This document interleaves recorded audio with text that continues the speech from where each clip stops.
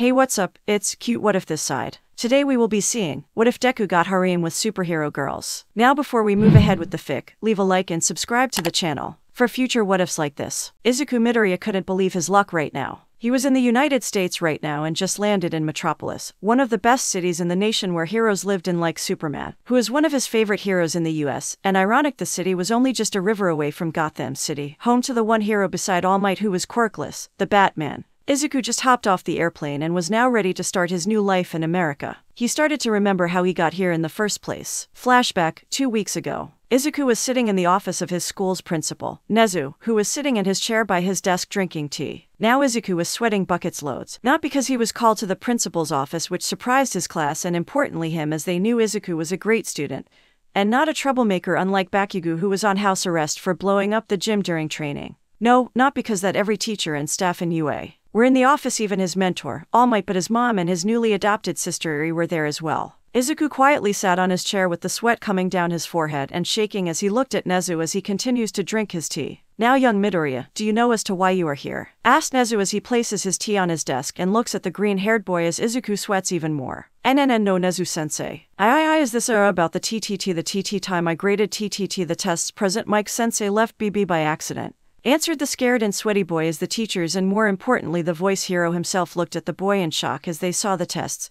When Mike went back to class wanted to get them and saw that not only were they were graded accurately, as whoever graded them left some notes on improving. No, it is not that, but we will discuss that on a later date. Now Midoriya, we've received a message from the United States of America to ask us in Japan to show them how to establish a hero academic system into their schools, and a hero system as well. And they've asked us to send one of our own students to America and be a representative of UA for 1 year, and we've decided to send someone from Class 1A, said the rodent principal. SSSS, so what does this have TT to do with me? Should I get the person chosen for this? Asked Izuku, confused as to why was he called to the office if the teachers wanted to tell him Wait. I see that you've figured out, young Midoriya, said Nezu as he saw Izuku's expression change from confused to shocked. But why me? Surely that's someone else more qualified to do this than me, asked Izuku, not wanting to do this now in the school year. Well, we've gone over who we've thought were qualified to do this task and we've narrowed it down to 5 in Class 1A. We went through the possibilities of Tenya Ida, Shoto Todoroki, Katsuki Bakugo, Momoye Urazu, and finally you. We've taken the personalizes, characterizes, skills and interaction skills over the 5 of you, and we've decided that you are the only one that fits the bill in this more, Midoriya, said Aizawa, who was cutting an apple for Eri. But why me? How about Ida? He's more skilled in hero political democracy than me, Izuku asked. We talked to Ida about it and he declined it. He said that he would be more fit here than America, as the country is known of its crime rate there than here. Nezu answered the boy. How about Yaoyorozu?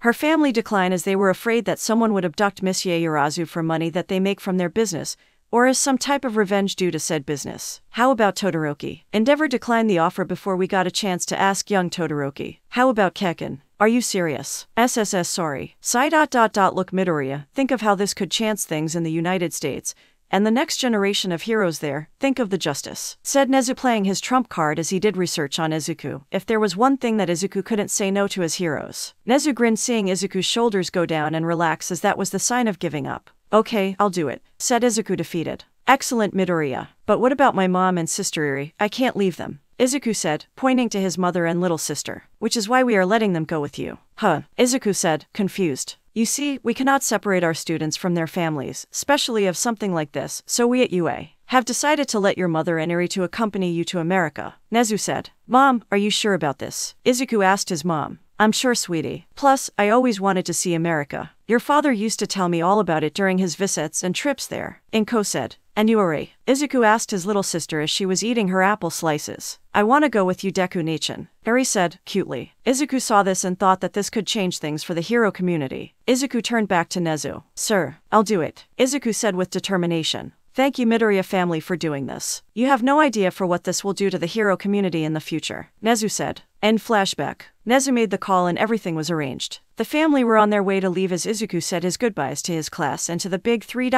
Well, most of them. Bakugo chose that week. Izuku was scheduled to leave to go out and look of a hero agency to intern, and never once spoke to him. He didn't even know that his rival was leaving for a year until it was too late. After a 12-hour flight, the Midoriya family had arrived to their new home for the next year, Metropolis. They went through customs to have their things checked. The officer looked through Inko's luggage and saw nothing that looked suspense. Next, the officer looked through Eri's luggage and saw a lot of apples in it. He decided not to. He then looked through Izuku's luggage. So far, he saw nothing out of place. That was until he went of Izuku's hero suitcase. He opened it and looked at it, then to Izuku, who looked horrified that his hero outfit was out in the open. Then to the suit again and closed the suit and looked at Izuku. "Son, what is this?" the customs officer asked. Aye, it's my hero suit. I came here to be a hero," Izuku said, afraid that the airport will send him back home. "Oh, well, that's great. I'm a bit of a Superman fan myself," the officer said with a smile as he handed the case to Izuku, who was dumbfounded. "I hope you have a lovely time here in Metropolis and welcome to the US, said the officer as Izuku just nodded, trying to understand what just happened.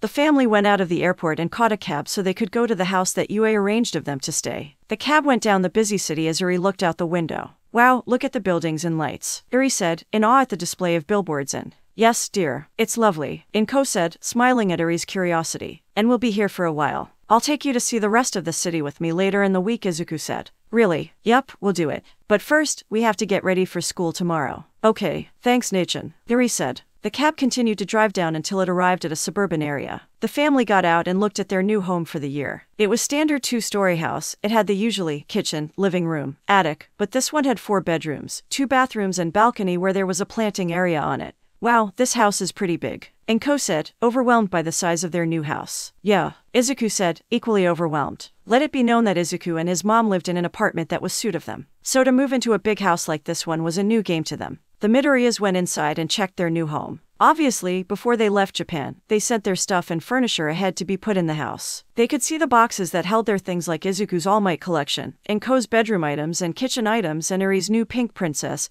and cat things. A few hours later, the Midoriyas were done placing most of their things in the right place. Izuku went downstairs and looked at Eri, who was trying to watch American TV while he saw his mom in the kitchen. "Mom, I'm going out to look around the neighborhood," Izuku said. "Oh, okay, sweetie. Just be careful." Inko, "Okay," Izuku said as he went to the front door and put on his shoes. He went outside and looked at his new neighborhood. He looked to his right and saw a house that looked like his next door but a different shade of color from his. He decided to go there first to see what his new neighbors were like. Izuku stood by the door of his new neighbor's house, ready to say hello and greet his new neighbors. He rang the doorbell and waited for someone to come to the door. He didn't have to wait long as the doorknob twisted and the door opened. Izuku stood there and saw a girl his age or a bit older than him. She had short blonde hair that came down to about her neck with her front bang covering most of her right side of her face. She wore a dark blue t-shirt under a black jacket, grayish-red jeans with combat boots. Izuku could tell that she works out, due to her biceps and her sleeves. However, being a warm BLD male that he was, he really couldn't help but notice that the girl in front of him had a body. A great body at that. But 2 things stood out to him more: her breasts. Her breasts were quite large, but the other thing that caught his eyes were her legs. He could see that her legs could crush anything. Izuku gulped. He knew that his track record with girls was not a very good one at most. But can you blame the guy? He spent a good decade being an outcast to the world due to him being quirkless in Japan. But only a few months ago did he start talking to the opposite sex, but he really hadn't gone far than that. He took a deep breath and hyped himself in his mind and started speaking. "Oh, hi.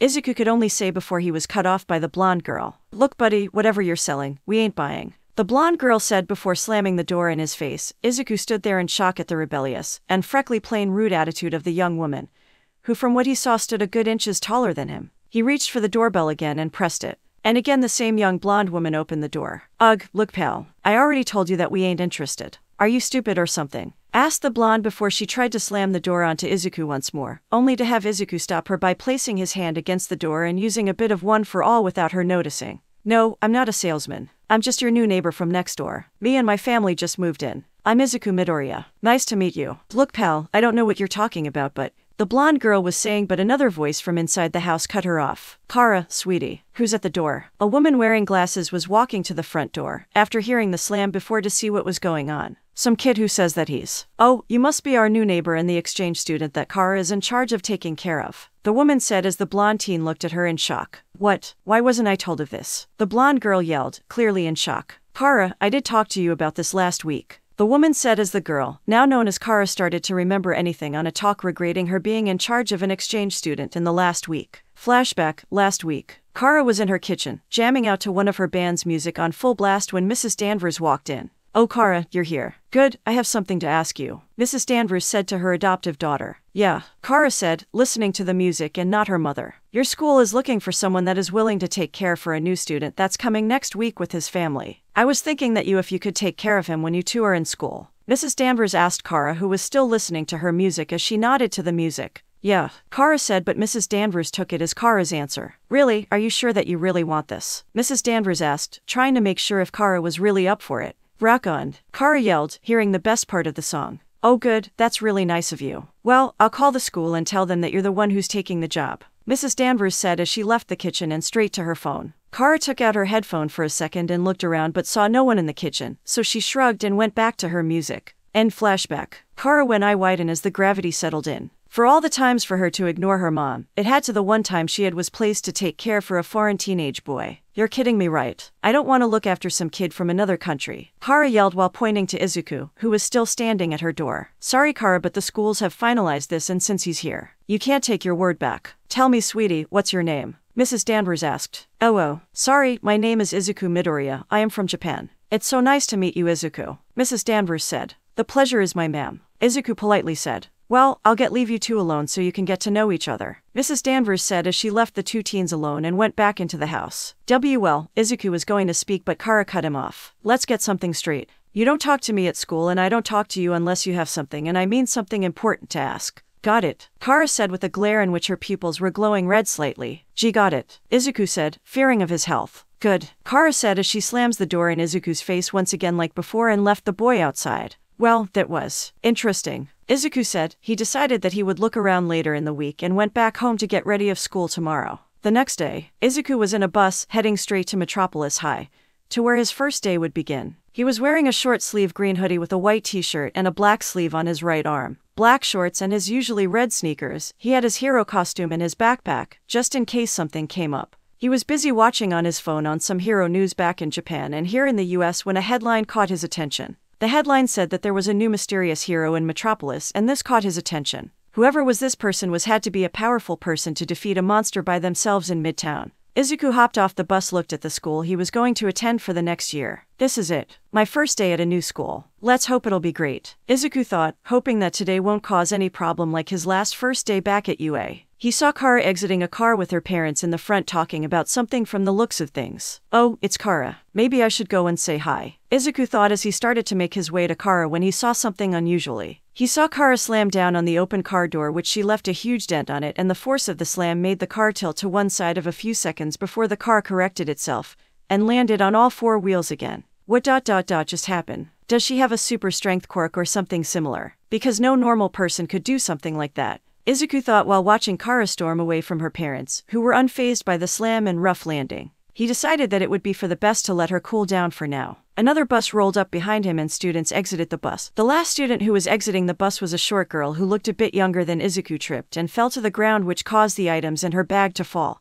and slip across the ground. This girl was of medium-length light, dark brown hair and light brown skin. She had green eyes. She was wearing a long-sleeve bee-like sweater, a yellow short skirt, dark brown leggings, and light brown boots. Oh, hi there. Need help? Izuku asked, which bending down to the girl. Izuku asked the brown-skinned girl, who looked at him and blushed and turned away from him. Why yes, the girl said. The two started picking up the girl's spilled things and placing them back into her bag. There we go, I'm Izuku, Izuku said, having nearly finished returning the girl's items in her bag and almost forgetting to introduce himself. Karen, the girl said. So, what is it all here in school and what is the best? Izuku was speaking before he picked up the last item, which was a glove with a yellow gauntlet attached to it with buttons on it that was held by duct tape. Thank you. Bye. The short girl, now named Karen, quickly grabbing the glove and her things and ran away, leaving a very confused Izuku. Okay, Izuku could only say. Bye daddy. Izuku turned around to see a appealing girl exiting a limo. She had long purple and blue hair, light violet eyes, light pale skin. She was wearing dark red lipstick and also wore a white long-sleeve shirt with a black vest, and a small dark magenta short skirt, and black high-heel boots. See, you forget your backpack. A man wearing a black two-piece suit with a top hat on popped from the sunroof of the limo, holding a purple backpack in his hand. Thanks Daddy Tooties, the girl said as she suddenly had her backpack in her hands. Izuku rubbed his eyes, confused as to what he just saw. Okay, that was weird. Tell me about it, a voice said behind Izuku, which spooked him. He turned around and saw a girl, a bit shorter than him. She had orange hair with a bit of her hair sticking out of the front of her head. Her skin was pale white and she had green eyes. She wore a purple hoodie which looked like it had bad ears on the top, yellow stripes on the sleeves, with a yellow shirt underneath. She also wore dark purple shorts, long socks with white purple and yellow stripes and yellow and white shoes. Hi, I'm new here. It's my first day. Have you been going here long? What's it like? Huh? She asked quickly, while getting a bit too close to Izuku's personal space. As she reminds me for Hado-chan ...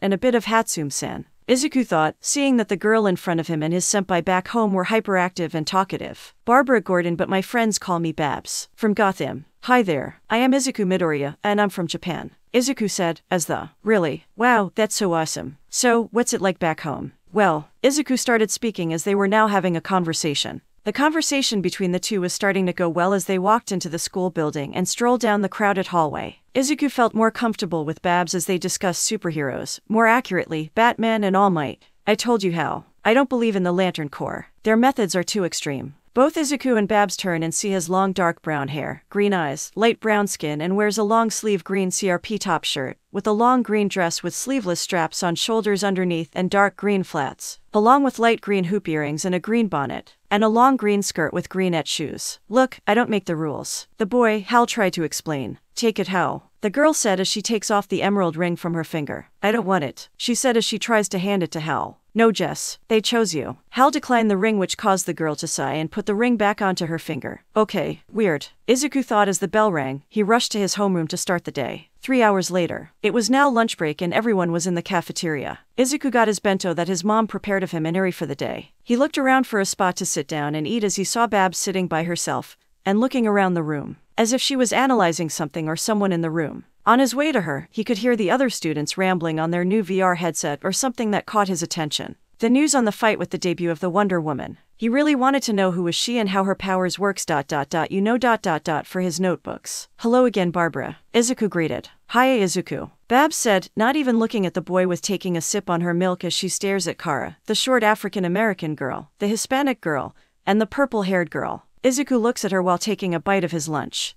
Barbara. Yes. Why are you look at Kara and the other 3 girls from earlier? Izuku asked. Just checking on something. I have a theory, but I need proof. Babs said. What proof? Izuku asked, but Babs didn't answer him. Instead, she picked up a piece of her pasta and threw into the direction of Kara's face. The pasta hit Kara straight in her face while she was laughing. Kara wiped the food off her face and looked around to see who was eating pasta and was the closest. She saw Karen eating her own pasta for lunch while reading a book. She was suddenly hit in the back of her head with a burger, sending her to the ground. She looks up and sees Kara holding another burger and throws to the African American, just as Karen was preparing of the burger to hit her once again. The Hispanic girl jumps in front of the burger's path and blocks it with her food tray. Leave her alone, you bully. The Hispanic girl yells at Kara, but my hair. She turns to the purple-haired girl who had a bit of the burger that Kara threw at them in her hair. My hair. The purple-haired girl yelled as she picked up a carton of milk and threw it to Kara, who ducked, and the milk hit the Hispanic girl. Kara started throwing food back at the purple-haired girl before her opponent retaliated,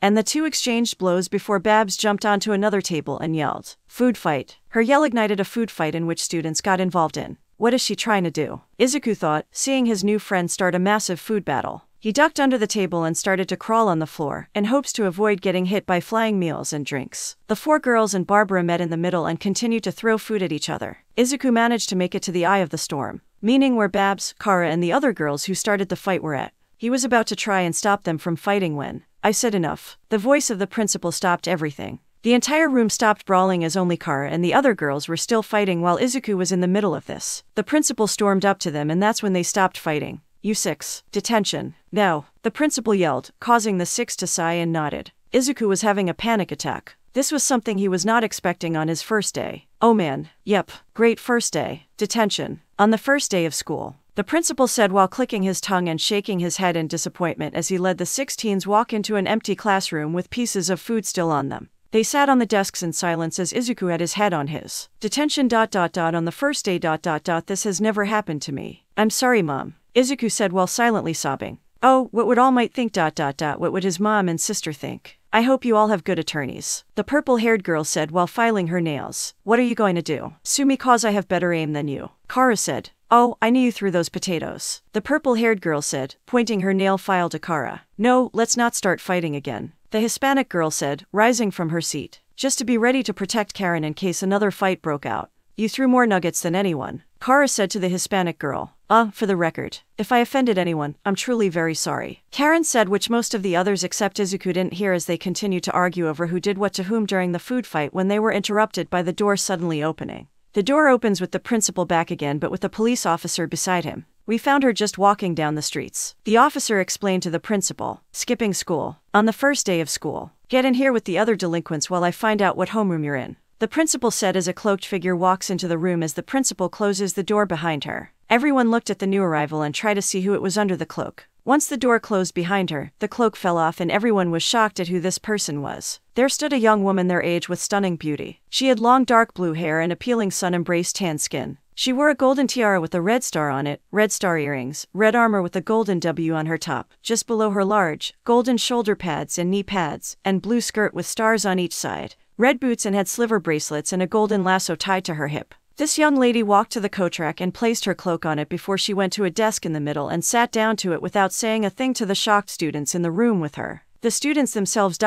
well, they were in a state of shock. That's she's gorgeous. Is that the Wonder Woman? Izuku and Babs whisper at the same time, in awe of the mysterious new arrival. That is until a scoff was heard. That's no Wonder Woman. It's just some cosplay girl. Kara said, not impressed at the getup. I am no girl. I am Diana, princess of the Masira and the Amazons. I alone survived the 21 trials of. Trust me, princess. You do not want to pick a fight with me, Kara said. Is that a challenge? Diana said as she stood up from her desk and faced Kara. All right, but you asked for it. Kara said as she too stood up and faced Diana. The two got into their own fighting stances as Kara threw the first punch but Diana effortlessly evaded the blow. Again, Diana commanded as Kara stared at her a bit and threw another punch, aiming of Diana's head but the Amazonian countered the attack with a kick to Kara's midsection, sending her 2 feet back which made the two surprised for different reasons. For Diana, she thought that Kara would go further than that and for Kara, she was surprised that she was sent back at all. Kara had been done playing around, dusted herself off and blew a bit of her hair off her face decided to continue to attack Diana with sloppy punches which Diana either blocked, dodged or parried. See, come on guys. Please stop this before someone gets hurt.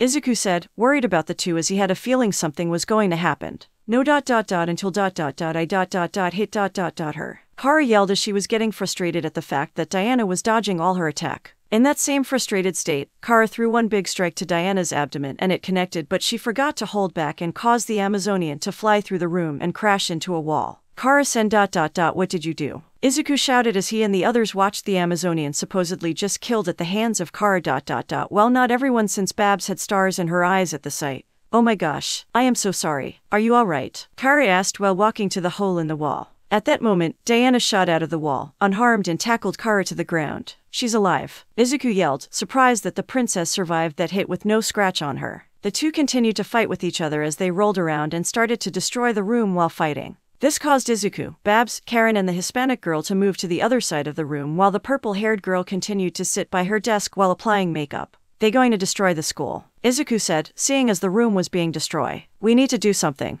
The Hispanic girl said, trying to find a way to stop this fight. But how? Karen asked. Diana and Kara jumped away from each other and glared to one another before they rushed at each other with their fists in the air, ready to punch each other. Izuku sees this and knew if they were to punch each other, they'd destroy the room if not the whole school. He powered up to 8% as the two were near each other. They threw their punches and a shockwave hits the room, knocking everything to the floor. Smoke starts to clear and everyone saw Kara and Diana's hands were held by Izuku's hands while green electricity surged around him. Kara's and Diana's eyes widen at this. It wasn't every day that someone could caught and withstand one of their punches. Please stop this. You'll destroy the school if you continue. Izuku said while holding back the tears as he felt pain from catching the two's punches. He's right. Fighting is never the answer. The Hispanic girl says as her ring glows green and a broom and dustpan manifest, and starts sweeping the destroyed room. Yeah. They turn to see Karen putting on torso and gloves shaped very cylindrically.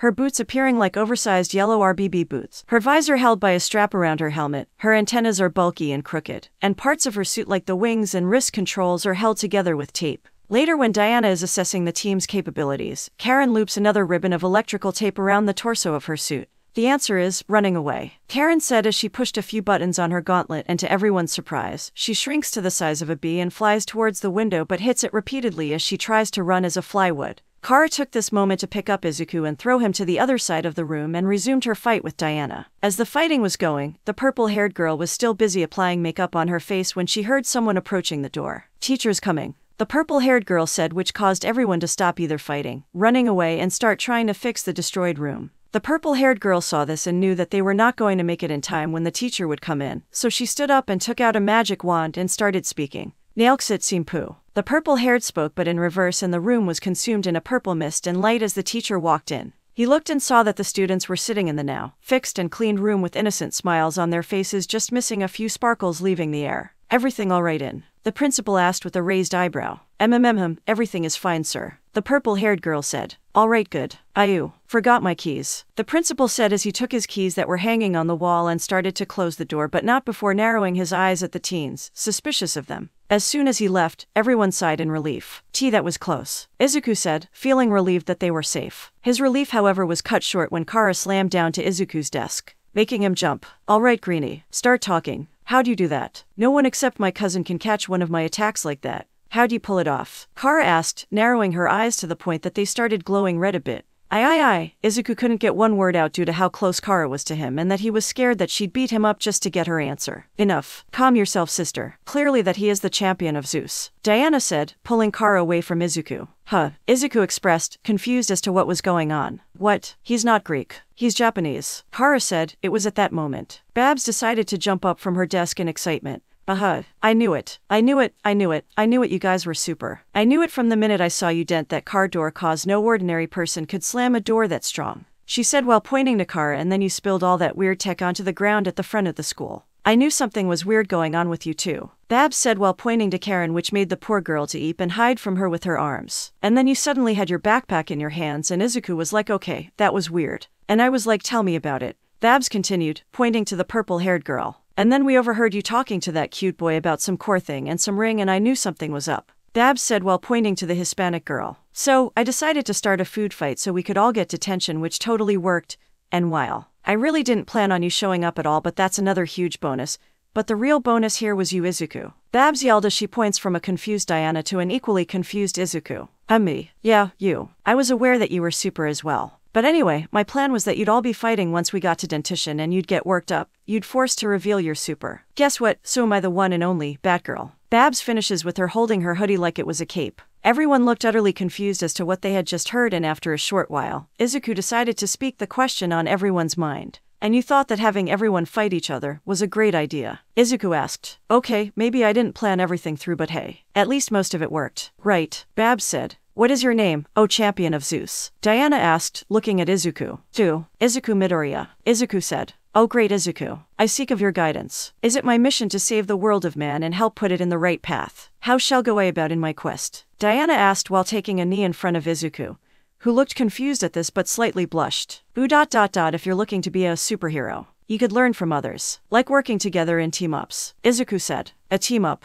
Gasped like a hero team-up. We could make a superhero team. Babs, Haza, at least, a sister in arms. Never had I dreamed I would encounter another with the warrior's spirit of an Amazonian. For you see, it is my quest, my density, to bring the Amazon way for peace and into man's world, and to ruin it of all evil. The gods have bestowed this honor upon me, and I feared that I had to carry my burden alone. But now, I rejoice knowing I have a sister in arms and Zeus champion by side in this quest, Diana said, giving a starstruck Babs a bone-breaking hug and pulled Izuku in it as well. Izuku himself was embarrassed. He could feel his blush creeping and heating up his face as he felt every muscle on Diana's body, as she gave him the hug and smelt her. Babs on her par was still starstruck until something Diana said clicked in her mind. Oh, no. You have 5 sisters and a champion on your side, Babs said while breaking the hug and points to the other girls in the room.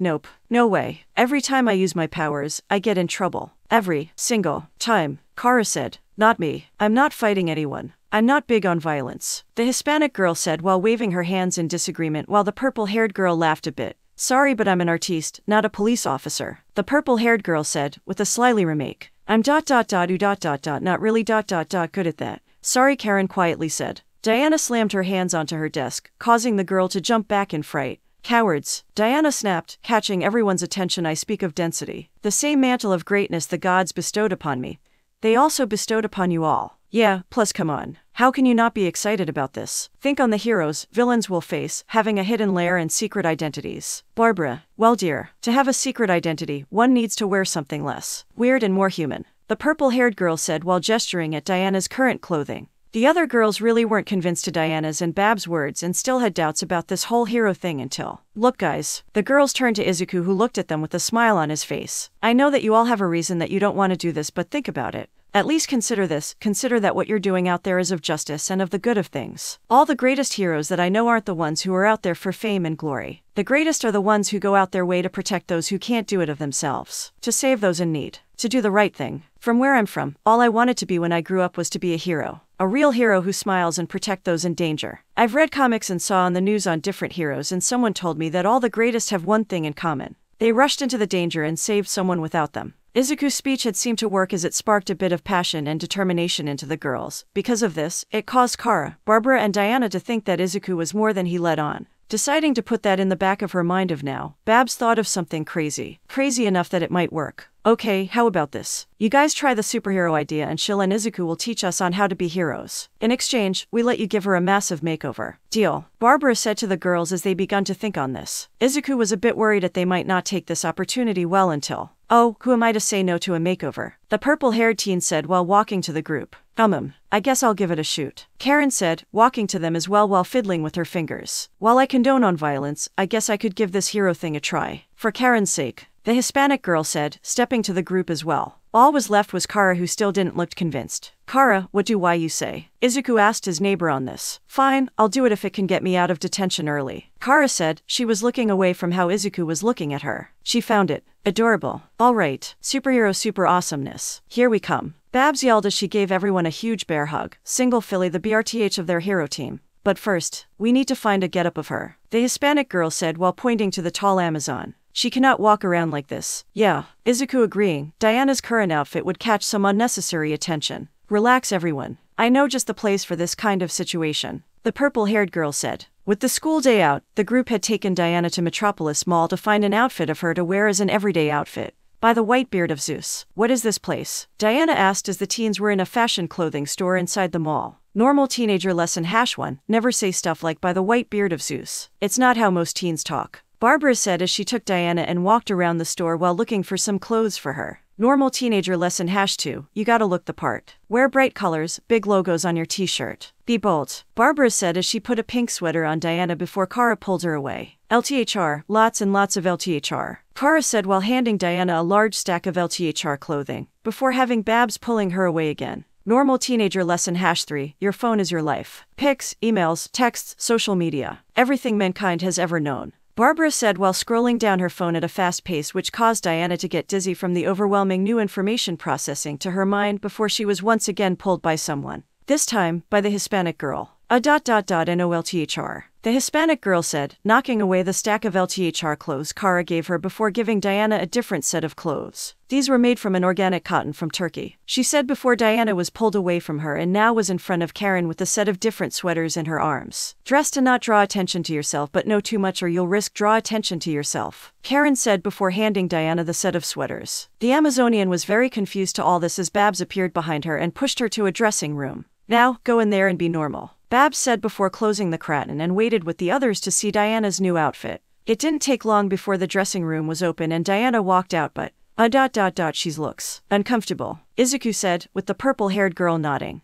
Indeed, Diana said, finding it strong to move around in all the clothes her breath. I know, Babs said as she ran to grab a few before the purple-haired girl stuck her leg out and tripped Barbara, causing her to fall and stop. Have you finished tormenting this poor girl? The purple-haired girl said, closing her makeup mirror. Then allow me, she said as she pulled out her wand from before. Evig Elrega Luke when cool. The purple-haired girl chanted with a flash of light and purple sparkle mist appeared. The light and mist started to fade. The group looked and were amazed at what the girl had done. She gave Diana a new look. It wasn't much really. Her outfit consisted her attire as a reddish sleeved shirt with a white undershirt, blue skirt, long white socks, red star-shaped earrings and red shoes. Ladies and gentlemen, I give you Diana Prince, foreign exchange student from Greece. All dressed to impress and be a normal teenager. The purple-haired girl said as she saw everyone looked upon her work. Oh, she's good. The Hispanic girl said, impressed at the purple-haired girl's work. And these garments give me the appearance of a mortal teenage female. Diana asked, while looking at herself in her new clothes. Yep,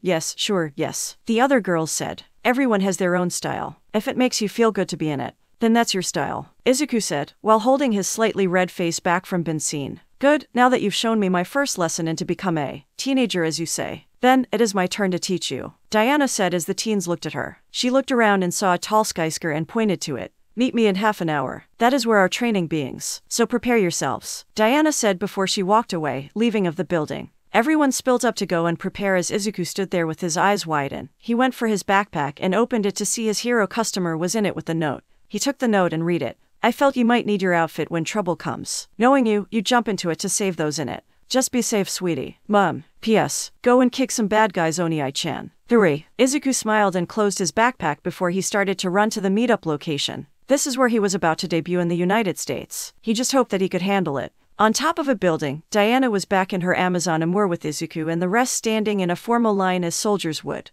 Everyone was tense and waiting on what the Amazonian princess will throw at them, with Barbara being the only one excited about starting to train as a hero as she was jumping in place. Izuku was the only one of the others to be in his hero outfit. Izuku was in his hero costume and had his mask and metal respirator on. He had them on as he found out that most heroes in the States had secret identities, and he was thankful for his mask as the girls couldn't see his ever-so-red blush from how they were staring at him. Could you guys stop staring at me? It making me feel embarrassed. Izuku asked, looking at the girls. Sorry, but I got to ask, what with the bunny ears on your head? Kara asked, curious about Izuku's mask attachments. Kara has a good point. Are they in any way linked to your powers? Like you have some bunny powers? The Hispanic girl also asked, as she and the others were more curious about Izuku and his powers. Sisters and champion of Zeus. If we are to be a team, I must know your skills and abilities, Diana said as she caught the others' attention as she walked back and forth in front of them before she stopped and faced the Hispanic girl. What is your name, rank and skills? Diana asked the Hispanic girl, who was caught a bit off guard from the sudden action from the Amazon, before she calmed down and stepped forward to begin her introduction. Hi everyone. My name is Jessica Cruz, or you can call me Jess. I'm a cadet in something called the Green Lantern CRP. And oh boy. This is kind of strong to explain, but I was given this power ring by these weird aliens, she said as she points to the green glowing ring on her right hand. We're some of like space cops and we patrol those different sectors, Jessica said before seeing Diana was completely lost from her introduction. You know what? The whole story is really complicated, but I can basically make stuff with this ring, Jessica said as she points her ring to the air and makes a pot of flowers with it, which surprised everyone there. Wow, that is so cool. Do a pogo stick? Babs asked excitedly as Jessica did what she asked for and made a pogo stick. A burrito? Babs asked again as Jess did it. A super mega burrito. With the works? Babs asked again as Jess was about to do it, but Diana grabbed her hand and placed Jess's hand close to her face to see the ring. With this ring for the gods, you can create any weapon to defeat your opponents into SBMSN, Diana said. Well, I in theory, yes. But I don't believe in violence, Jessica said as she pulled her hand back as the thought and mention of weapons and violence made her feel uneasy. Admirable. How shall you be known as? Diana asked. Jessica looks at her ring before she pointed to the air again. Green Lantern. Kinda comes with the ring, Jess said as a flash of green light surrounded her and faded to reveal that her clothes were replaced with new ones. Jess was now wearing a skin-tight suit with her hair have green highlights on them and had a Green Lantern symbol over her right eyes while her pupils were now green. Izuku was thankful that he had his mask and respirator on to help hide the blush he was having due to seeing how Jessica's suit was showing off her impassive curves. Good, and you Batgirl, what can you do? Diana asked the hyperactive red hair. I can do all sorts of stuff, even if I don't have any alien rings or superpowers, Babs said as she places her backpack down and started to pull out sorts of things from it as she spoke, most of which Izuku thought was junk. But I'm really good at figuring things out. And I have these really cool bat gadgets like this, the bat barometer, and this glow-in-dark bat staff, and these grappling hooks that I was so close of using when Batman was fighting Professor Pig on the rooftop of this building. But then Robin showed up and Batman had to save him, and you how that goes, and I never got to show them how they work and I never got to meet them, but that's a whole different story. Babs now finished her introduction as she finished changing into her costume, the others having lost her at what she was saying at all, but Izuku caught most off it. You lack focus, Diana said. She walks to the next one. Wait, what? Babs asked, being caught off guard at Diana's words. And what can you do? Diana asked the violet-haired fashionista. You can call me, the violet-haired girl said as she pulls out her wand. The mysterious, the fabulous, the awe-inspiring Zatanna. The now-named Zatanna said as she waved her wand and changed from her usual outfit into a magician's outfit, complete with a top hat. Impassive. What other skills do you possess? Diana asked, intrigued by Zatanna's display. I can turn a red heart black, Zatanna said as she pulled a red heart and turned the color black. Even seen a jumping jack. Check behind your ear, Zatanna said as Diana did check and pulled a card from it, surprising her. What sorcery is this? Diana asked, astonished by the trick. Are you a wielder of magic? Izuku asked as Zatanna was pulled a rope of handkerchiefs from her hat. My mentors once told me a story of people with abilities linked to magic, but I never imagined that I'd ever meet someone like you, Izuku said. Why thank you, little green bunny. Keep that up, I might just pull you out of my hat, Zatanna said, winking to Izuku, who nervously rubbed the back of his head. completely flushed by her offer. I've seen enough. Although you possess great qualities of style, you must learn to channel your magic for a cause. Her cause, Diana said as she starts to walk toward Karen, but not before she said her last opinion. And I'm afraid that this uniform of yours will not do. Chose another, Diana finished as she walks to Karen. What? Zatanna asked, feeling slightly insulted. Try a cape on for size. They pretty cool, Babs said as Zatanna looked at herself and started thinking on her new outfit. Karen was seen putting on a roll of duct tape on her left arm guard while she was wearing her yellow armor. What can you do? Diana asked, causing the short girl to jump in fright due to not seeing Diana in front of her. MHH. I canoe. Karen was trying to find her words while applying more duct tape onto her armor, but the tape got caught to her hand and made her screech in pain due to having the tape rub off her hand. Sorry, I'm still working out on the K&K, Karen nervously said as she gulped down the lump in her throat before pushing a button on her keypad on her wrist, making her shrink down. Just like in detention. Oh, the wings aren't supposed to buzz like that, Karen groaned in disappointment before flying over to Diana and landing on her index finger. I'm working on missile launchers, but they keep on malfunctioning. The whole thing's messed up, Karen said before sitting on Diana's finger. I wanted to be big and strong so people could notice me. But my growth tech backfired and now I'm even smaller and unnoticeable than before. I should just go home and give up, Karen explained, feeling slightly annoyed with herself thanks to her failure. Don't feel too bad, Karen-san. You're not unnoticeable than you think. You'd jerry-rig a suit that makes you shrink without any help or special tools. That alone shows you're intelligent is off the charts. And if it makes you feel any better, why you kinda look like those fairies in those fairy tales we read as kids, Izuku said, trying to cheer Karen up a bit. He did feel sympathy towards her as he was in her position not too long ago. Thanks, Izuku, Karen said, feeling a little bit better as she makes a small smile, and she was thankful that she was small as she had a blush. Zeus's champion is correct. You possess far more strength than you realize, you just simply lack confidence. Little bumblebee, Diana said as she looked right into Karen's eyes. Actually, I'd like to prefer the indestructible Gamma Phase 1000 Kelvin. Karen was trying to say a name that no one could be able to say. Bumblebee it is, Diana said, cut in on Karen's name, which made everyone feel better at much shorter and easier name as Karen took her normal size. Trust me, it's way better, Babs whispered to Karen. Izuku, champion of Zeus. Now it is your turn, Diana said to Izuku, causing him to stand up straight. Everyone then looked at Izuku, who was taken back slightly as he was still not used to having attention onto him, much less from a group of girls. He knew he had to explain his powers and skills on them, but I can't tell them about one for all, well, not yet at least. I guess I have to say the lie I was telling everyone else back home, Izuku thought as he starts to think carefully on what he says. Oh, hi, I'm Izuku Midoriya from Japan. My hero name is Deku and I have a quirk called superpower. I know, so unoriginal, Izuku said as some of the other girls chuckled at the name of his power. Basically, my quirk allows me to increase the physical abilities throughout my body,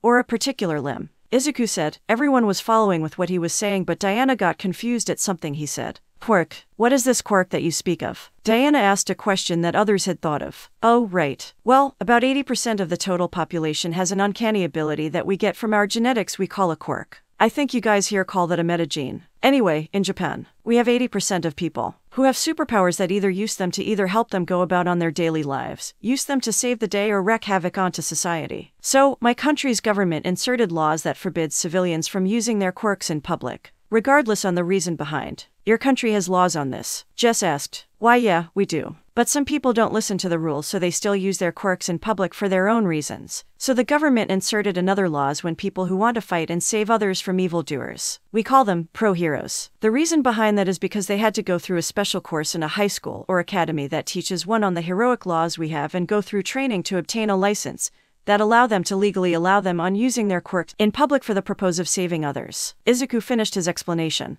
And do you have this license? Why yeah, I got it recently but changed it to an international license as well, Izuku said as he pulled out his provincial license and showed it to the girls. Excellent. As you have experience on dealing justice, you will be a reliable ally in the battlefield. Especially to withstand an attack from an Amazon and scoff it off is not an easy feat to do. You should be proud of yourself, young Izuku, Diana said with a smile on her face which Izuku found cute. Thank you, Izuku said, happy and feeling embarrassed from the praise he was receiving from the Amazonian warrior. Diana then turned her attention to the last one, the rebellious Kara. And now you. We know that you possess incredible strength. Diana stared, walking to the blonde, knowing fully well that Kara wasn't really Coop. Not to you. I'm no hero, princess. That racket's for chumps. Kara scoffed. What's wrong on being a hero, Kara-san? Izuku asked, confused as to why Kara refused on trying to be a hero. He is right. If you focused onto it, you could be one of the greatest heroes man has ever known. Nope, I ain't doing it. Like I told you, every time I use my powers, I got into trouble. Every single time. Kara said, I see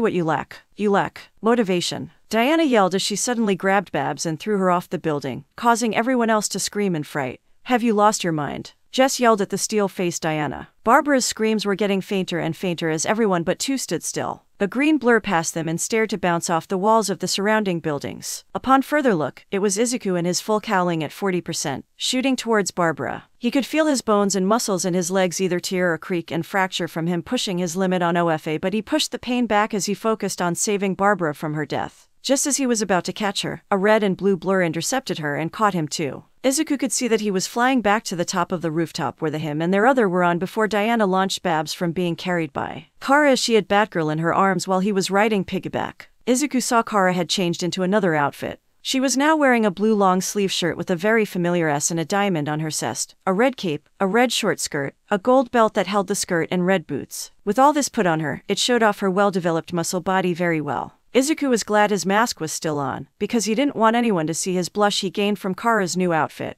Okay fine. I am a superhero. Alright, so what? The blonde relents. Again, Barbara said. Be Barbara-san. Please calm down, Izuku said. But Kara can fly and look. She has a Superman S on her outfit. That could mean that she has more powers. Like Superman. Barbara said. You know, I'm still here. Kara said as she dropped Izuku and Barbara to the ground. Babs got up easily but Izuku laid there as he felt pain in his body.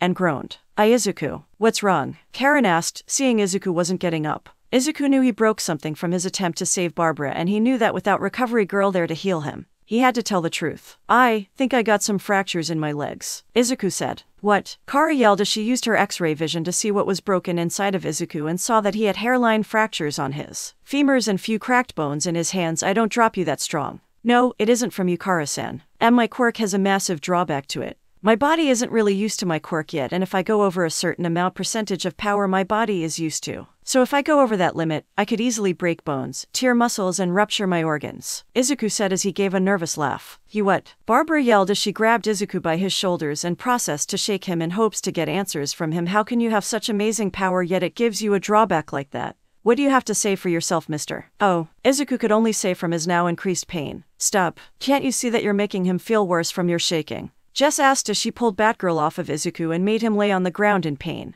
Well, we can't have our little green bunny already broken. Let Zatanna fix you up. Senub Suzif. Zatanna said as Izuku felt better. In fact, he felt great. He then jumped in the air and did a spin kick in midair. Wow, I feel better already. Thanks, Zatanna. Not even Recovery Girl or Eri could heal me this quickly. Izuku thanked the magician as he continued to do some moves to see if he really better. Thank you.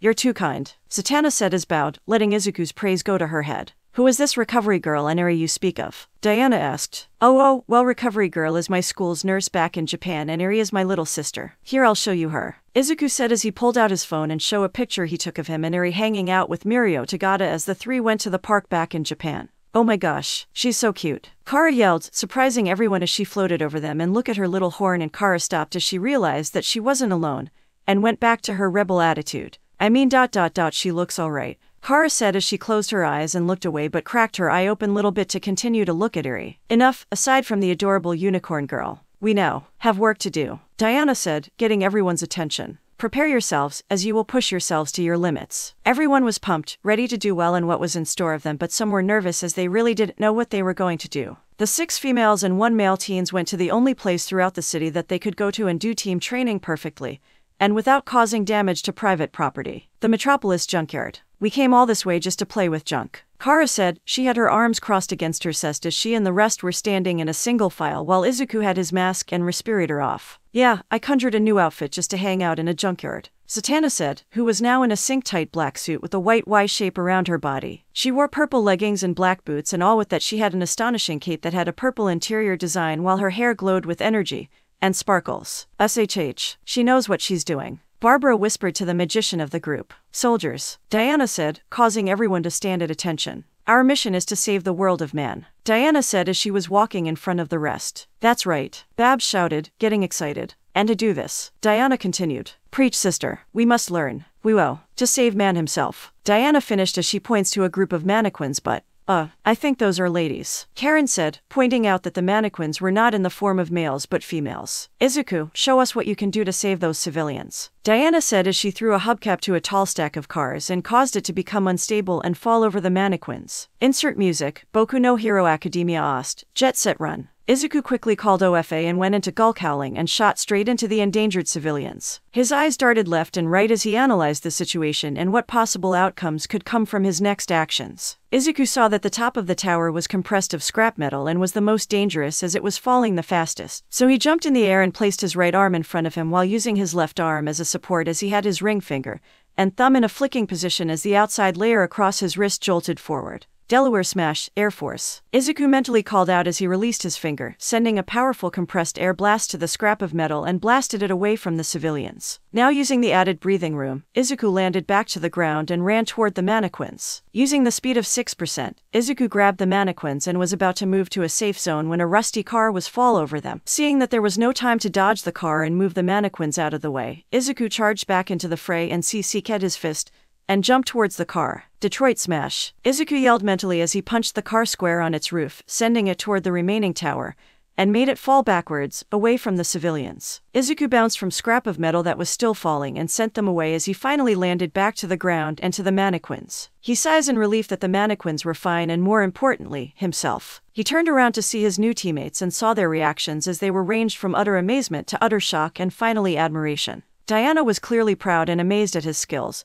She was right when she felt he had experience in this. Kara was utterly surprised at how skillful Izuku was. Barbara was awestruck from Izuku's display in skills and power as she had stars in her eyes. Karen was close to fainting from how exciting that was. Jessica was in shock from the sheer speed and power the foreign boy had, and Zatanna was simply surprised at the speed Izuku used to clear his challenge. Did I do well?" Izuku asked, feeling uncomfortable from how the girls were staring at him. "End music. Well, you think that you did well. You did excellent, Izuku," Diana yelled, giving the boy a bone-crushing hug, which was crushing his side in her vice grip. "You demonstrated and displayed skills and power, strategy in this training experience. You are truly worth to be called a hero and a champion of Zeus," Diana said as Izuku was blushing and lets him go before turning to the rest of the girls. "Now sisters, it is your turn," Diana said, causing the rest to look at each other. Diana stacked a mountain of rusty cars and stood on top of it as it was right beside a large group of mannequins, which Kara was right in the middle of them. Diana looked down and gave Kara the signal to begin and jumped off the stacked tower of cars, tilting it and making it fall towards the group of plastic people. This caused Kara to blast off and punched the fall scrap of metal and caused an explosion which made the rest of the fall metal to scatter. Kara hovered lower to the ground as she smiled to herself, expecting to receive the same amount of praise that Izuku got in his turn, but she saw horror and disappointment from the others. Izuku only lifted his hand and pointed to the ground and made Kara look down for her to see and cringe that her punch caused the rusty cars and scrap of metal to hit the mannequins or sent the mannequins to different places, either under the cars or stabbed by the scrap of metal. There were no survivors. The group decided for Diana's next lesson and stop on being a normal teenage should be. Normal teenager lesson number 4, pop culture. Babs said as she dragged Diana into a comic book store. "Please, as if you can call this culture," Zatanna said, not impressed by the store's variety. Izuku looked around and saw something that caught his eyes. "No way, they have a manga section," Izuku said as he went to the section and saw that the store offered different stores of manga, like the classic volumes of Dragon to the modern Dragon Super, Naruto, One Piece, Bleach, Demon Slayer, Fairy Tail, Mob Psycho 100, One Punch Man and various others, but one item made his heart stop beating for a minute or two. "No way, the first issue limited edition All Might comic. And it's in color," Izuku said, releasing the inner fanboy he was. Barbara herself found something she found interesting thanks to Zatanna pulling it out. No way. This is the super rare Batman Giant Super Special Limited Edition with the wall Batman poster. I would kill for this, Barbara yelled. "Have you learned nothing? We must protect the innocent, not engage in meaningless slather over material goods," Diana said as she grabbed Barbara's shoulders. She didn't see what was happening. "Diana, it's just an expression. A figure of speech," Jessica explained as the group exited the store. "Yes, for instance, if you were hungry, you could say, 'I'd kill for a burrito.' Now you try," Jessica said as she spotted a burrito stand just across the street from them. Unfortunately, Diana misunderstood again and slammed her palms onto the stand and yelled at the man in charge of the stand, causing him to run of his life as Diana gave chase to pay the man and made the rest run after her so she won't cause more trouble, but they missed people walking around with green VR headsets in the streets. Back at the junkyard, it was Zatanna's turn as her task was to save the civilians from being crushed alive from the car compactor. She flew high in the air with a purple magical aura around her and her eyes shone bright purple as she began to move and dance around with an orb of light, Finally, after a bit of time, she threw the orb to the compactor's SWCH and flicked the SWCH and turned off the compactor. She landed back to the others and created a few pairs of energy hands that gave her a round of applause as she gave a few showman bows, but that lasted until Batgirl walked up to her and pointed to the conveyor belt, and showed Zatanna that the mannequins were already crushed and cubed 10 seconds ago, long before she flicked the SWCH. It was now Karen's turn. Kara got hold of the guard dog and held it by its chain as it barked while Jessica placed a piece of steak onto a mannequin's while she was holding her lunch. Karen was getting scared as she looks around and see Diana giving her the signal to start. She gulped and quickly shrank down and pulled out her missile launchers. The dog continued to bark before Kara let the chain go and rushes towards Karen and the steak. Karen pushed her launch buttons in hopes that she'd fire at the dog, but nothing but a spark from them as Karen realized that her missile launchers short-circuited again. She looks up and sees the dog was still rushing towards her as she flies away and hides behind Diana as they watch the dog pull the steak off the mannequin's face. Along with the head off the mannequin, Karen then faints from the sight as Diana tried to comfort the poor girl. That is until the dog escaped from the pin and caused the young heroes to give chase to capture it again. Back to the normal teenager lesson. It was Zatanna's turn on teaching Diana the ways on being a teenager. She decided to take the girls and a reluctant Izuku to a spa. The girls, -1, were getting various treatments that the spa was offering. Zatanna was getting the full beauty treatment, Barbara was getting a pedicure, Karen, a message, Jessica, a seaweed facial, and Diana was struggling against the masseuses as they were trying to work on her. The only two to not get anything was Izuku, who was just sitting on a chair, and Kara, who was on her phone, not interested on doing anything girly related. Normal teenager lesson number 26. What are we doing again? Barbara asked, not fully understanding what were they actually doing. Pampering ourselves. Isn't this relaxing? Being a normal teenage girl is taking care of yourself, Zatanna explained as Diana continued to struggle against the masseuses. And in the world of man, the toenail is the point of focus. Diana asked, she really felt like doing anything but this. Yes, isn't this fun? Zatanna said, enjoying her treatment. Such enormous calluses. Time for the big guns, a masseuse said as she pulled out an electric nail filer. Weapon, Diana shouted as she pulled out her lasso of truth. The masseuses ran away while Diana ran after them. The others chased after their friends, running past Kara, who looked up from her phone to see what was happened, and a red-faced Izuku who may or may not have seen a couple of underwear flashes which made him pass on his chair while Kara ran out of the spa and straight to the music store across from the street. Back at the junkyard, Barbara was next to the plate. Her task, save a cat doll that was hanging from a tree while a group of mannequins were in the way. Diana pointed to the cat, but Barbara was a bit distracted with a butterfly that flew by her. After getting her attention back again with a rock to the head, Diana again told Babs what her task was. Babs followed it and dashed off to do it, but not staying to hear the last detail Diana wanted to tell her. Babs slid and flipped under and over the mannequins while punching some, kicking some, and dashed past some more. Babs pulled the pins of her bat grenades and dropping them, blowing the remaining standing mannequins to Kingdom Come, and jumps up to the tree and captures the cat. Cheering herself for completing her task, as she turns to her teammates, she sees them either having disappointed or horrified expressions on their faces. She starts to realize that maybe her task was not what she thought it was. Those weren't bad guys, were they? Barbara asked nervously. The team just nodded their head no, confirming that the bad guys were really just bystanders. Lastly, it was Jessica's attempt on hero training, being as she was against violence. Diana had the mannequin stand in front of her and Jessica while she made Barbara drive a large wrecking machine. Diana tasks her to fight against the machine to save the mannequins, but Jessica just refuses as her belief on non-violence was still with her. Seeing that she couldn't convince Jessica on this and to prove that her belief was the best, she created a green safe with her power ring and placed the mannequins in it and far from the machine. Diana gave up, but she did see this coming, so she told Babs another task to do in the event that this should happen and told her to crush Kara and Izuku with the machine's attachment, Jessica. And the others did try and save the two, but Kara destroyed the mouth of the machine, sending the others flying while Izuku landed onto Diana's arms. Onto Diana's next normal teenage lesson. The gang went to the movies to teach the Amazonian on how to behave in the movie. Unfortunately, the majority voted on viewing a film called Dull Expressionless Love. Normal teenager lesson number 86, romance. Babs said as she arrived with a bucket of popcorn. Just want to say that I really wanted to watch that new Danger Zone movie. Kara complained as the film was the stereotypically cringe-worthy love fest movie. How anyone found these type of film enjoyable was beyond Izuku's and Kara's understanding. What is happening? Diana asked. What even she was watching was beyond her understanding. Aiden just realized that he can't live without Catelyn. But Alexander is telling Aiden that Catelyn won't text him until tomorrow because that's exactly what Michael didn't do to her when they broke up, and isn't this just so sad and appealing? Karen explained to Diana the situation of the film as she sighed at the lesson behind the film, leaving Diana much more confused than she was. Teenage males are very confusing, Diana said, not truly understand what was going on. Tell me about it. Jessica, Zatanna, Barbara and Karen all said at once, agreeing with what Diana said but forgetting that there was one Ma with them. Are we really? Izuku thought as he felt that teenage girls were just as confusing as they were. As the movie was reaching its CLMX in which the lead male actor rushes to the home of the lead female actor,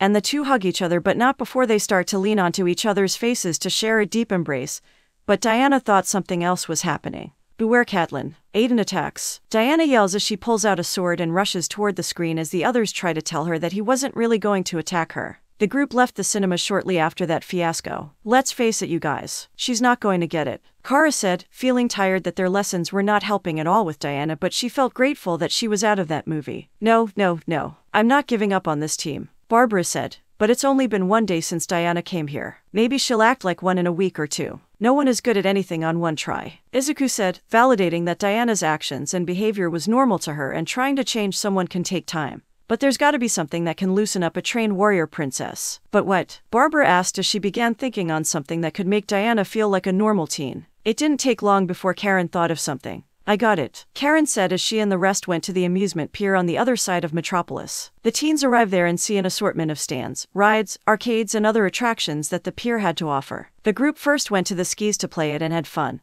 even though one of the machines got broke to do Kara's super strength. The teens introduced pizza to Diana and helped her get untied from a rope of cheese. She somehow got herself tied in form eating a slice, even though it caused them to laugh. They next rode on the roller coaster which scared Diana and Izuku as the two really haven't rode a roller coaster before. They then spent the majority of the evening either dancing to the music that was being played on the boardwalk, collect prizes from the stands and finally taking a group photo in a photo booth. All in all, they were having a blast, as the group of friends were busy at the pier and having fun. Danger was looming though the streets of the city as signs of closed indefinitely were on the stores and places the team were in earlier in the day as robots were in front of them and begun destroying them. The group of teens were leaving the amusement park, having filled their night with fun and games and prizes. They wanted to end the night on a good note and their resident magician just saw how to satisfy that need. Ladies and gentlemen, after a night like tonight, there's only one thing that can cement this friendship, Z said with an almost somber tone. Frosting Z sang in a grand motion towards a store in front of them. Sweet justice. Kara, Karen, Z and Jessica yelled as they ran to the vintage style shop, leaving Izuku, Diana and Barbara who looked at each other and shrugged as they had no idea why the others were excited for a shop. Come on, you three do not want to miss this, Kara said as she came back and pulled the trio of newcomers with her into the shop. The group of 7 enter the store and Izuku could have sworn that he got a toothache just from seeing how much cakes, cupcakes, ice cream sundaes and milkshakes were being served in the store. Barbara went to the front counter and pressed her face against the glass case with glorious desert items in it. How did I not know about this place? Barbara asked while her eyes were filled with stars. She stopped staring at the sweet confections when a boy appeared with the other side. He had spiky golden blonde hair and cerulean eyes. He wore a light pink hat and a shirt with the sleeves rolled up and had a pink apron on with a darker pink bow tie over it. He also wears blue-gray breathe-in shoes. He had a kind smile that remained Izuku for his upperclassmen. Mirio Tagata, back at UA. Hey guys. So, what's the haps? What's popping? What's the latest? Can I get you something sweet? I sure hope so cause that's what we have. Sort of our specialty. The boy said with his voice going a mile per second.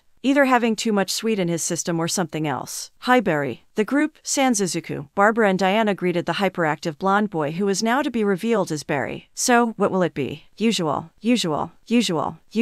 Oh, you guys are new here, Barry started saying to the other girls before he stopped at the trio of newcomers as he now noticed them. Hi, Izuku greeted Barry with a wave. So, what will you guys have? Barry asked as he pulled out a notepad from his apron. Izuku, Barbara and Diana looked at the menu and saw a variety of items that they severed. They couldn't choose what they wanted, so Z decided for them. Babs will have the candy cake triple ripple tower with the rainbow sprinkles. Diana will have the death by chocolate, Z said before Diana pulled out a mace, but Zatanna pressed away. Figure of speech Diana. And for Izuku, he'll have the cinnamon roll ice surprise, Z said as Barry wrote the orders down. Got it, Barry said as he ran to the back and a few seconds later, he returned with the orders. Here you go, Barry said handing the orders to the group. Thanks Barry, the group said as they took their orders and went to go and find space of them, leaving Izuku, Barbara and Diana. It's nice to meet you Izuku, Babs and Diana, Barry said to the trio. Nice to meet you too Barry-san. Izuku. Hi there. Babs greeted Barry before taking her order and went. It is nice to meet your acquaintance. I shall await your text message in 3 days' time, Diana said, completely misreading the situation with Barry scratching his head. What? Barry said, confused at what Diana said. Izuku started to pull her from the counter. Don't mind her. She's still adjusting here, Izuku said as he pulled Diana. The group now sat in a booth and were eating their desserts with only Diana looking a bit unsure. It's just chocolate, Diana. There's nothing to worry about, Izuku said as he took a bite of one of the cinnamon roll, which the girls minus Diana had one thought. Cannibalism. The girls thought as they watched one cinnamon roll eat another. Diana looked around and saw everyone was eating their sweets, and she turned to hers before mustering up the strength to take a spoonful and lick it. She gasped with her eyes going wide as she began to hallucinate about more confections before dropping her spoon and face plants into her treat, and begun to devouring it and finishing it within seconds. Never have I tasted such wonderment. More. I must have more of this magical concoction, Diana yelled in near hysterics before her eyes turned to Karen, more specifically her milkshake. Don't intend to eat that, Diana asked as she slams her hands in front of a now frightened Karen. Well, Karen tried to say something but couldn't due to either her timid nature or her fear of Diana's current state. But the Amazonian princess didn't wait of her answer as she took the milkshake and drank it in one gulp. Seeing now that Diana wasn't going to stop there, Jessica pushed her treat towards the sugar high warrior, who took it and processed to scarfing it down and went on to the rest treats, while everyone else in the booth watched on either in disgust at the display that was happening in front of them or didn't know what to do. After finishing Izuku's ice cream surprise, Diana blanked and passed out face first onto the bowl where Izuku's treat once was in. A bit worried of her friend may have just died from her sugar overfull, Karen tipped onto Diana's shoulder. Diana, are you okay? Karen asked, but instead of a straight answer, Diana shot back up to her feet, startling both Izuku and Karen. Sisters and Zeus's champion. This food is more delectable than ambrosia. This place, more perfect than Elysium. I declare that we must celebrate our every future victory here and thus, Diana said as she slams the bowl down onto the table. Izuku was wondering if she was still on her sugar high or that this is how she acting normally when she's excited. Loving the proposal, Barbara stood up with her arms raised in the air. Sweet justice of the win. The red-haired cheered. I do not know what that means. Diana mimicked Barbara's action, still on her sugar high, and was happy that she discovered this place. Hey, what are you doing? We turned down the offer, a voice said, which caught the group's attention. They turned to the source of the voice and saw the customers and the owners of the store were standing at the front, where a large number of robots that resembled trash cans with caterpillar treads were standing in front of the store. Get out of here, please, the male owner asked. We said we wouldn't sell, the female owner said to the robots, most likely the wife and co-owner of the store. Barry, the woman called out with Barry appearing behind the counter. Go call our lawyer, the woman asked as Barry saluted and went to the back to call the lawyer. Jessica saw this and got confused, and she wasn't the only one. Lawyer? Why would they need a lawyer? Jessica asked to the others, with them shrugging their shoulders. Attention citizens. This establishment has been deemed for immediate destruction, one of the robots said as they now entered the store. No, the male co-owner yelled, shocked that their store was about to be destroyed. You can't do this. This store is everything to us, the wife co-owner shouted. By the order of the city of Metropolis, you must evacuate the building before total demolition commences. You have 30 seconds to comply. 30. The robot begun its countdown with everyone running out the store. What should we do? Kara asked. She wasn't like where this was going. What can we do? Those are the city's robots, Z said. You have 15 seconds to comply, the robot said with the countdown continuing. The group went in front of the owners to protect them for what was about to coming. Please, you guys should go. Nothing we say will make them stop. But the city can't take this place down with the owner's permission. Isn't it the law? Izuku asked. This didn't make sense to him at all. You have 10 seconds to comply. 10. The robot said. Is this a law we must obey? Or should we fight? Diana asked, confused on what to do. Please, this isn't worth getting hurt over. Just get out of here while you still can. The robot finished his countdown before anyone could say anything else. This completes your warning. Demolition will now commence, the robot said as it then took out its tools of destruction with the rest of its kind following. They began the destruction with busting through the walls of the store, cutting the tables with buzzsaws, smashing the counter and mowing the floor with spiked treads. One robot was mowing the floor and was heading straight towards a citizen who was not paying any attention to what was going on due to him wearing the green VR goggles we saw earlier. Johnny, look out. One of the customers that left the store shouted through the window as Diana headed him and saw what was going on. The robot was about to hit Johnny when Diana intercepted the robot with a kick. The rest of the group saw this and looked on to Diana as she now had her armor on. It matters not if these villains are protected by man's law. Our mission is to protect the innocent, and that is what we must do. Come, sisters and Zeus's champion, this is our time. Diana finished delivering her attention was diverted towards the female co-owner's scream. Diana turned and saw a robot was barreling towards the owners and was about to crush them when Kara in her hero outfit picked up the robot and allowed the owners to flee out the store. She then processed to drop the robot. You're right, this is our time, Kara said as she cracked her knuckles. Diana and Kara then saw 3 more were coming towards them and got ready to fight them. However, one of them shrunk into a small toy-sized one. One was caught with a rope and pulled back, causing it to break apart, and the last one was shot with an air blast that went through its chest and caused it to explode. The two turned to see everyone was in their hero outfits as Diana smiled at this. Haza, let us earn more chocolate, Diana said as she punches and kicks some robots which smashed them into pieces. Barbara swung around with her grappling hook and drop kicks one robot in the head. Kara and Izuku punched one robot together in a combined movement which sent it back into the rest of the robots. Karen flew around and punched one robot with her tiny fists, but it didn't do anything against the demolition robot. Eep, Karen squeaked, realizing that her attack did nothing to the robot like she thought it would, and flew away with the robot chasing her. Ekam sit taba repasid. Satana chanted her spell and fired it to one of the robots and caused it to disappear, leaving behind a dust of glitter. Thank you. Nothing gets past the great Satana, Z said with the hands from before appearing again and giving her a round of applause. She was so busy taking in the applause that one robot sneaked past her and was before to cut two more people with those green VR googles on with its buzzsaws. Great hero. Why do they not run? Diana asked. She turned to Kara, who was still fighting. Quickly, Supergirl must, Diana was saying, but Kara interrupted her as she flew past the Amazonian. I got it, Kara said as she flew to the robot. No wait, Diana said, trying to tell Kara what she wanted to say, but Kara wasn't listening to her. I said I got it, Kara said as she took the robot's buzzsaw and swung it around, but the buzzsaw came off. She was happy that she saved the two citizens, but she saw that the direction the robot was going to was heading towards more civilians. Izuku saw this and jumped towards the robot and delivered a smash to it and kicked it away the civilians. Jessica was busy holding a bunch of robots in a cage made from her ring before she saw a group of robots were still smashing the place. She turned to Karen for help. Bumblebee, try short-circuiting them, Jess asked Karen, but the small hero looked on and saw one robot was coming towards her. Her fears were getting to her. I